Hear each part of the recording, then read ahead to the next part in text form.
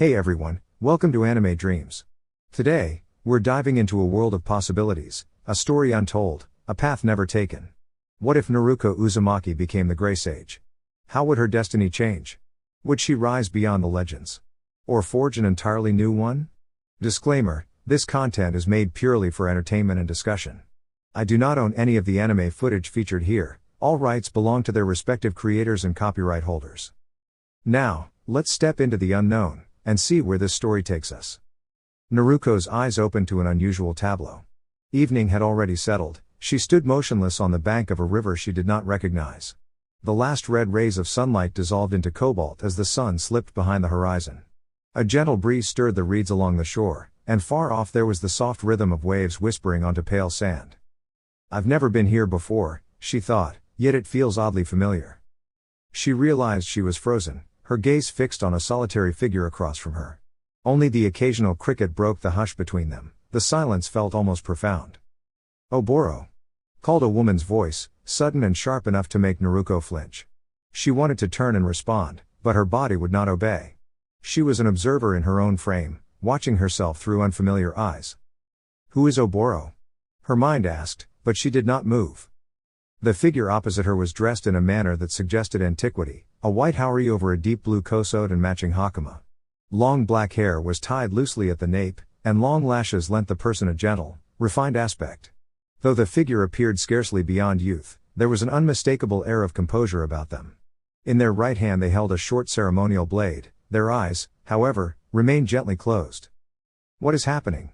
Naruko wondered. As the thought formed, she felt an unsettling shift. Her view dropped to her own hand. Immediate panic fluttered through her. She was not in control. Her body moved without consent, like a puppet on springless strings. The hand clasping the blade was slender and pale, more delicate than the hand she knew. The fingers curled lightly around the hilt as though cradling something fragile. Who is this? She asked herself again, quietly. Her legs began to carry her forward over the soft sand without permission. One step, two, three, she could not halt the motion. Tears gathered unbidden as she stopped a short distance away from the motionless figure, whose composure never wavered. Words left her mouth before she could halt them. "I care for you, Genosuke-sama." The tone was unmistakably female.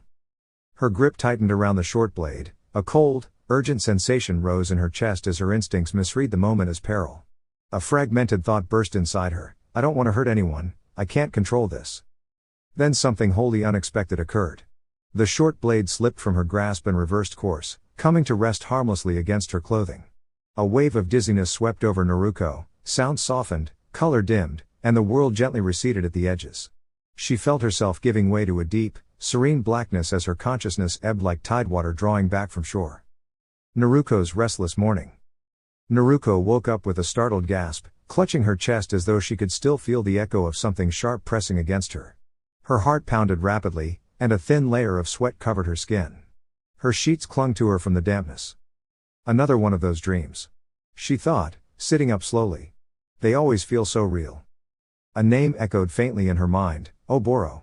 It felt distant yet strangely familiar, as if it belonged to someone she should remember but couldn't quite place. Am I losing my mind? For months now, Naruko had been experiencing vivid dreams that felt more like memories than imagination. Lately, they were happening more often. This was already the third one that week. Each dream placed her in someone else's life, watching scenes unfold that she couldn't control. The people in them seemed like skilled ninja performing extraordinary techniques, shaping water, summoning wind, and moving with impossible grace.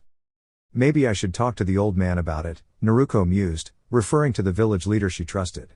But then she hesitated. If she mentioned how real and strange the dreams felt, people might think something was wrong with her. After everything she had already been through, that was the last thing she wanted. Letting out a long sigh, she dragged herself out of bed and headed to the bathroom, yawning as she walked. Sleep had been scarce lately. She frowned as she entered. Mold on the tiles, a messy bin, and an overflowing laundry basket greeted her. Maybe I should tidy this place up. At least it's not as bad as the kitchen, she thought with a small smile, imagining the tower of instant ramen cups waiting for her there. Still half asleep, Naruko reached for her toothbrush but froze when she caught her reflection in the mirror. Staring back at her wasn't her usual image, a cheerful girl with sunbright blonde hair and clear blue eyes, but a young woman with long black hair and soft amethyst-colored eyes.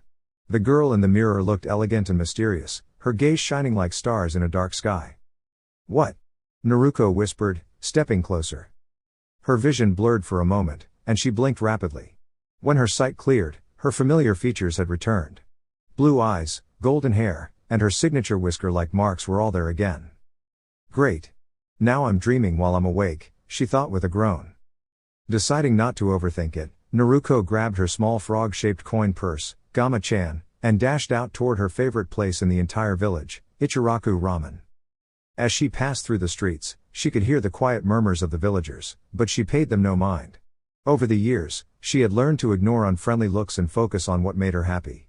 And nothing could distract her from a warm bowl of ramen. "Hey, Naruko," greeted Tucci with a kind smile as she arrived.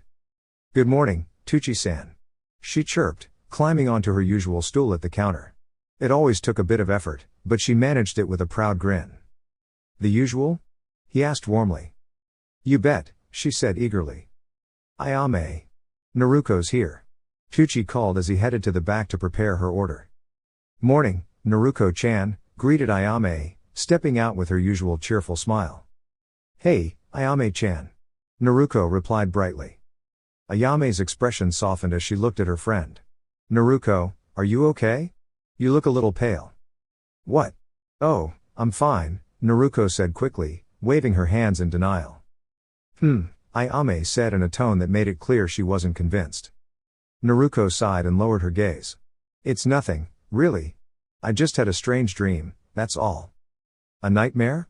Ayame asked gently. Naruko nodded, choosing not to describe it. Even now, the dream still lingered in her thoughts, so vivid and strange that it almost felt real. It felt like another life, she thought quietly as the warm aroma of ramen began to fill the air, comforting her like sunshine after rain. Naruko and the mysterious path. After breakfast, Naruko wandered thoughtfully through the village streets, her bright eyes scanning every corner with quiet alertness. Some areas of Konoha simply weren't safe for her, a truth she had learned through difficult experiences. Still, during the daytime, she felt a little more at ease. She avoided going out at night now, the shadows always seemed heavier then. As she moved through the busy streets, she could feel the weight of unfriendly gazes following her. It wasn't a new experience, most of the villagers seemed to dislike her, and they didn't bother hiding it. Sometimes Naruko wondered why she was treated so differently. It never made sense. None of the other children were avoided or ignored the way she was. No one else was turned away from shops or made to feel invisible. The cold silence often hurt more than words ever could, but Naruko had learned to endure it. She had spent her whole life alone, and though she wished otherwise, she often feared that loneliness would never change. The isolation still stung from time to time. The Hokage, along with Tucci and Ayame from the ramen shop, were among the few who spoke kindly to her. Even children her own age kept their distance, sometimes calling her names that she tried to ignore. Despite all this, Naruko was far from foolish. Even though she had never properly learned to read or write, she was observant and sharp-minded. Over time, she had noticed that the way people treated her had something to do with the attack that happened years ago, the one involving the Kyuubi. Many adults whispered the words fox spirit when she passed, and she had realized that her birthday, October 10th, was the same day the attack had taken place. The connection seemed clear, even if she didn't yet understand what it meant. Still, she was proud of having pieced it together on her own. The Hokage always told her she was clever. Lost in thought, Naruko eventually found herself near the edge of the great forest outside Konoha. She froze in place. That forest was strictly off-limits, even for trained ninja. The Hokage had warned her more than once that it was a dangerous area. She certainly didn't want to end up in the hospital again. "How did I even get here?" she murmured softly to herself, puzzled. As she turned to leave, she felt something, a gentle tug, almost like an invisible hand pulling on her sleeve, urging her toward the forest. "What? What is that?" she whispered, glancing around. She shook her head and ignored the sensation, determined to return to the village. But suddenly, her vision blurred, and a wave of dizziness overcame her. Her knees gave out beneath her, and everything around her faded into darkness. When Naruko opened her eyes again, she found herself standing on a narrow mountain path surrounded by thick mist. The air was cool and damp, and the ground beneath her sandals felt wet. "Is this another dream?" she wondered aloud. "I remember falling, and then." This dream felt different from the others. She could move freely, her body responded to her thoughts, and her steps echoed softly against the rocky path. Well, that's something, she thought, taking a cautious step forward. But where am I? A worrying thought crossed her mind. What if someone had moved her while she was unconscious? But she quickly brushed it aside. Panicking wouldn't help. She took a deep breath, steadying herself. The place didn't look like the Konoha forest. The trees here were smaller, and the area was much hillier. Mist swirled around her, unlike anything she had seen near home.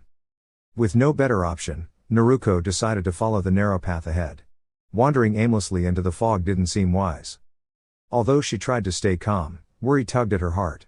The last time she'd had a dream this vivid, it had ended abruptly.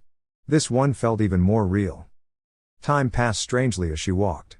It could have been minutes, or hours. The mist made it impossible to tell. Eventually, she stopped abruptly when her face bumped into something solid. Ow! That was unexpected, she muttered, rubbing her forehead. In front of her stood a tall brick wall. How did I not see that coming? She wondered, peering through the fog. A wooden sign hung on the wall. Although Naruko couldn't read, for some reason, the meaning of the words became clear in her mind. Iga Tsubagakur. The moment she understood the words, the ground beneath her began to tremble. She gasped as the path crumbled away, and before she could react, she was falling through a dark opening. A brief cry escaped her lips before everything went still. When she finally landed, she found herself lying on the floor of a vast stone chamber. Her vision swam for a moment, and just before everything faded again, she caught sight of a figure, a graceful woman dressed in red, standing above her.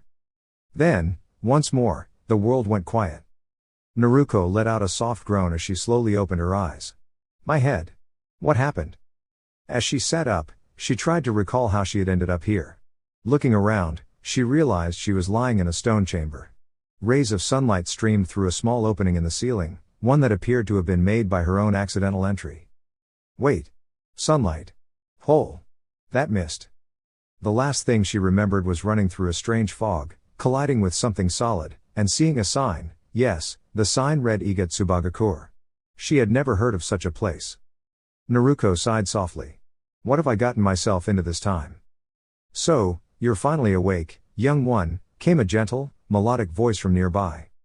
Startled, Naruko jumped to her feet. She hadn't sensed anyone's presence, and after years of surviving on her own, she was usually very aware of her surroundings. Had someone followed her? Her bright blue eyes darted around the room, searching for the source of the voice. When she finally spotted the woman speaking, Naruko's thoughts froze. She's beautiful. Standing a few feet away was the most graceful woman Naruko had ever seen. Her long, midnight black hair shimmered like silk in the sunlight, tied back loosely so that her fringe framed her face like flowing water. Her light honey-brown eyes sparkled with intelligence and amusement, though there was a trace of coolness in their depths. Her lips, a soft shade of cherry red, contrasted perfectly with her smooth, porcelain complexion. I hope she's kind, Naruko thought nervously. Past experiences had taught her not to trust strangers too easily. Taking a slow breath, she tried to step back, but her back met the wall. Oh no. Nowhere to go. Panic fluttered in her chest.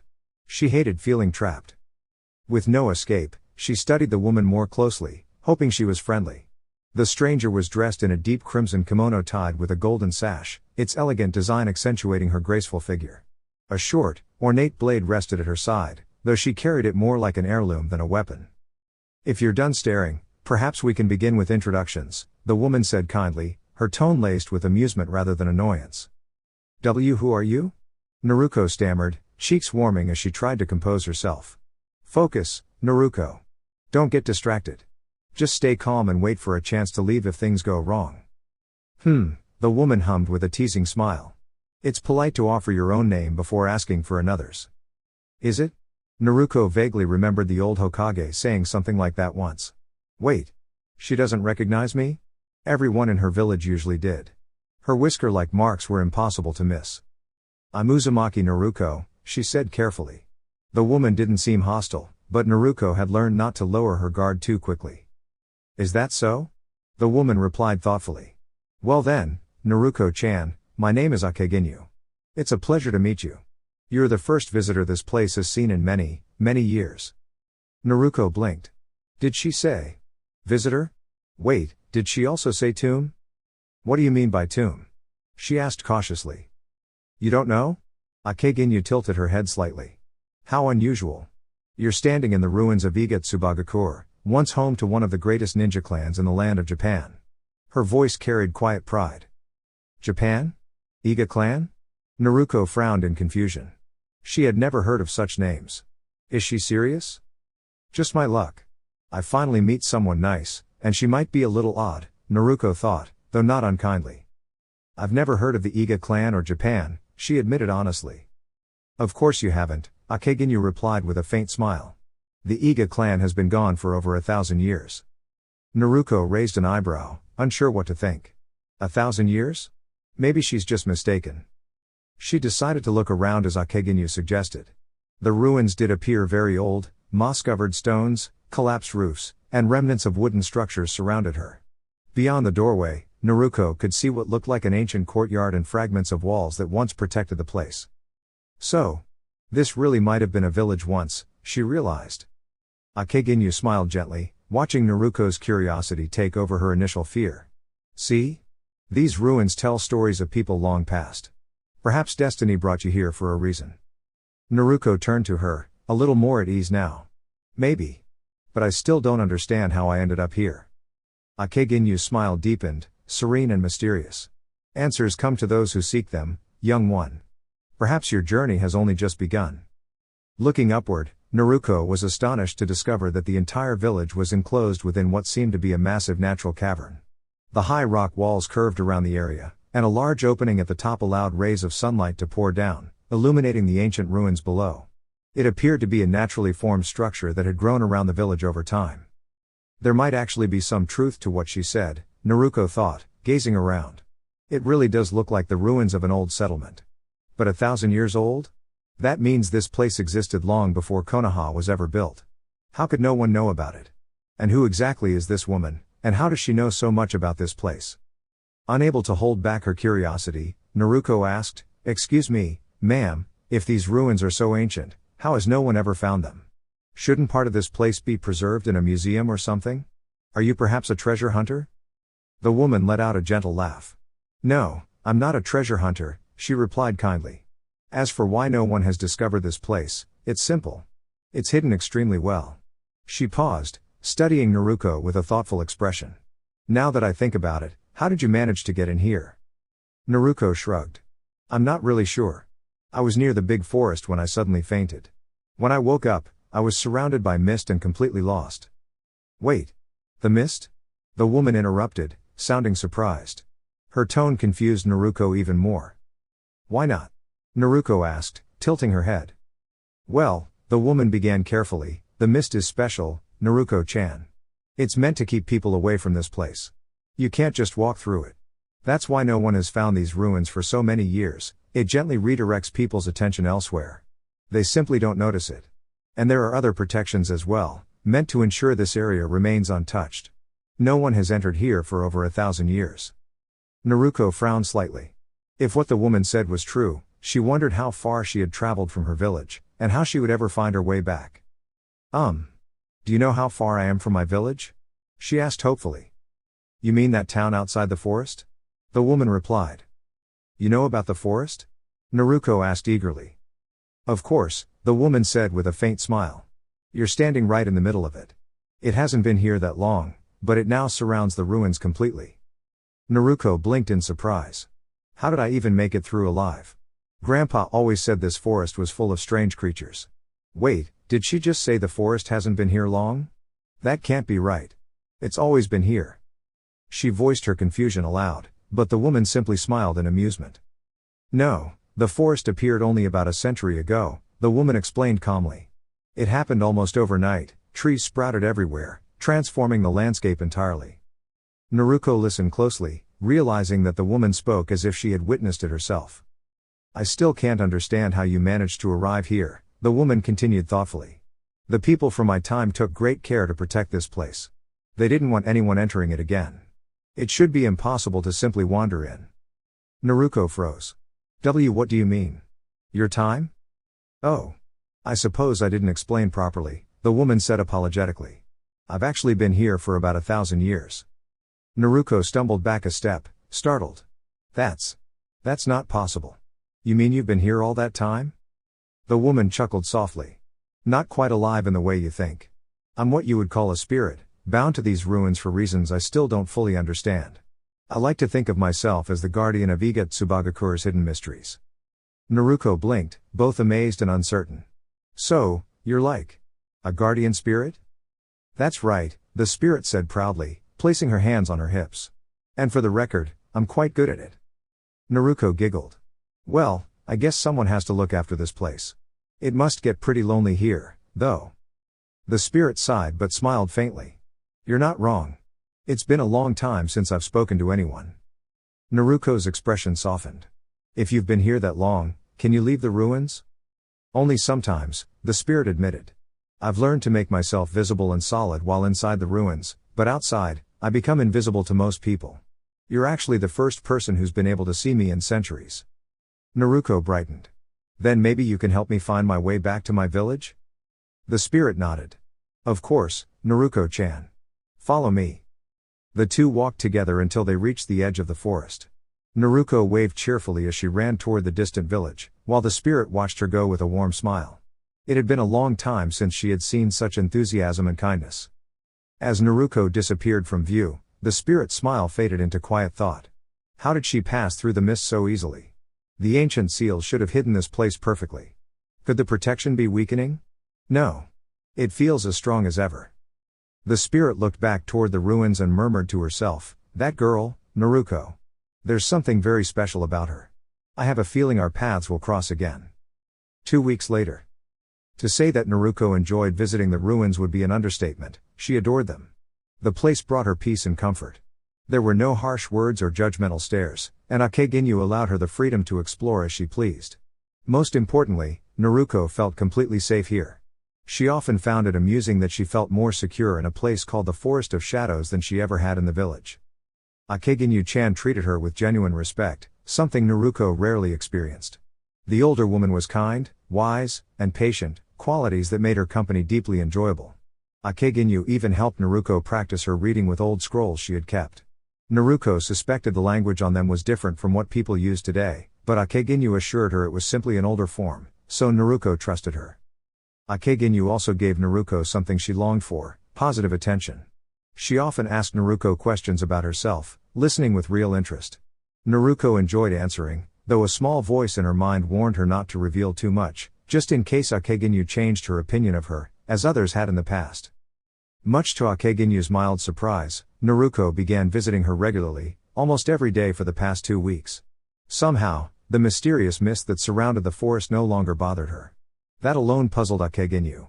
She was also curious as to how Naruko moved safely through such a dangerous area filled with large and unpredictable creatures. Despite being so young, Naruko seemed to have an unusual sense of awareness and an incredible memory. She still recalled every turn of the path Akeginyu had shown her during their first meeting. Clearly, Naruko possessed both intelligence and intuition, though her lack of formal education was evident. None of that, however, explained how she managed to cross the perilous terrain unharmed.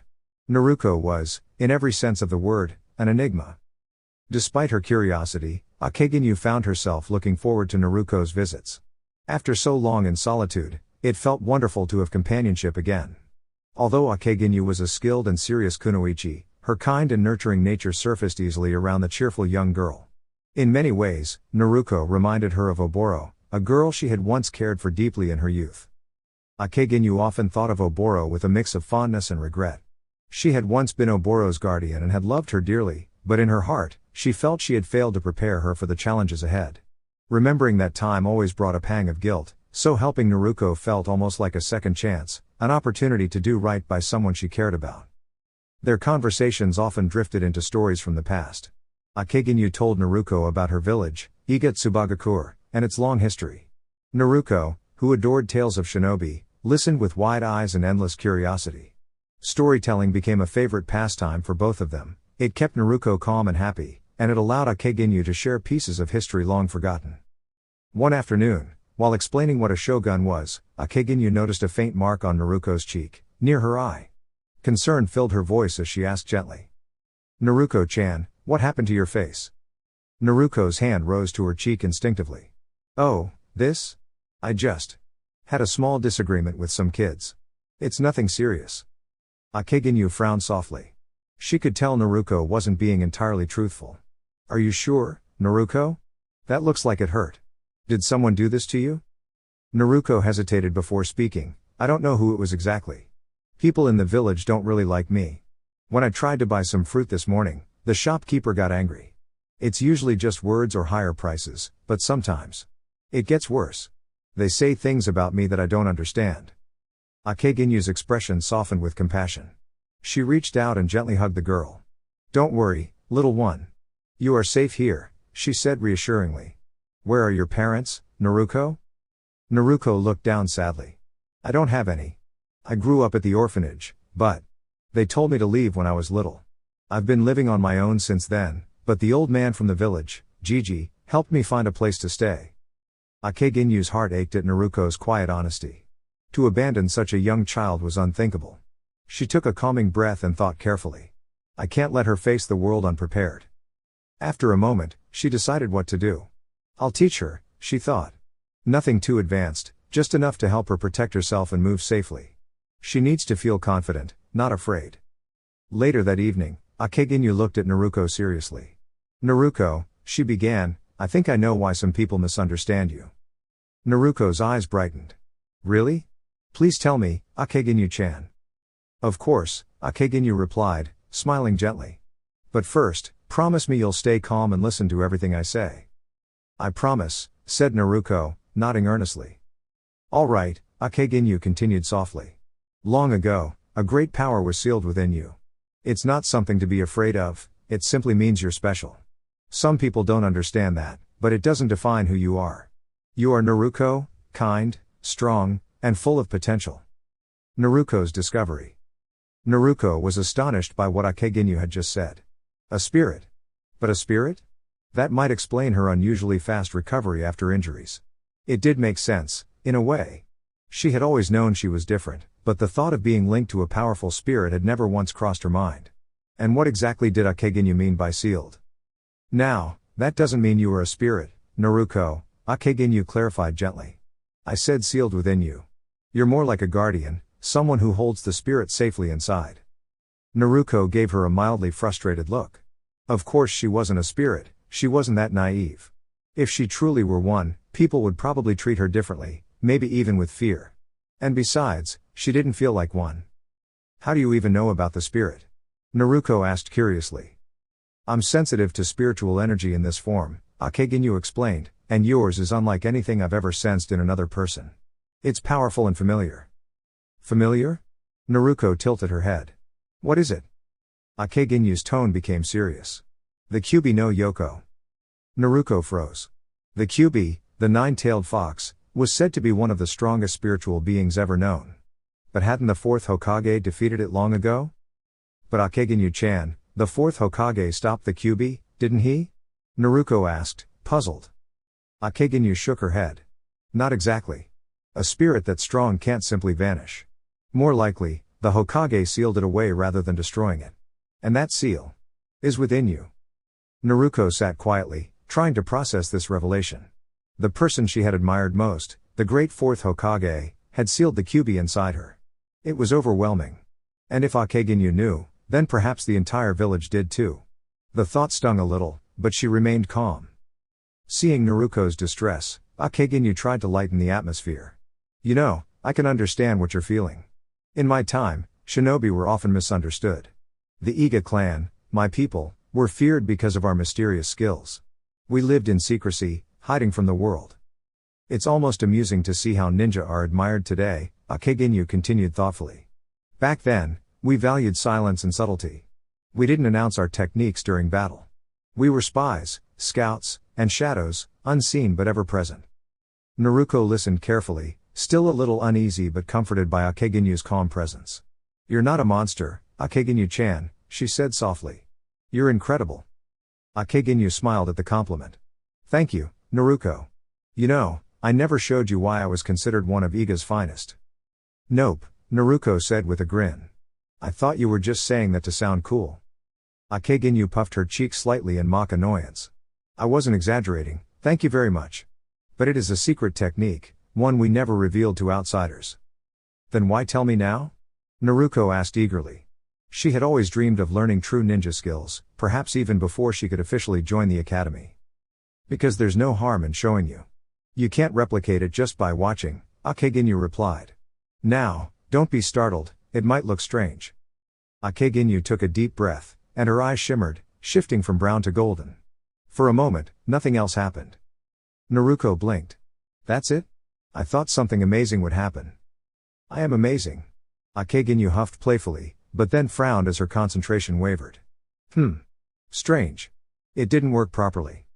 She tried again, and this time a soft red aura surrounded her. There. This is my projection technique. Naruko, however, seemed distracted, her gaze wandering. Hey! Naruko, pay attention. Akeginyu called out, smiling despite herself.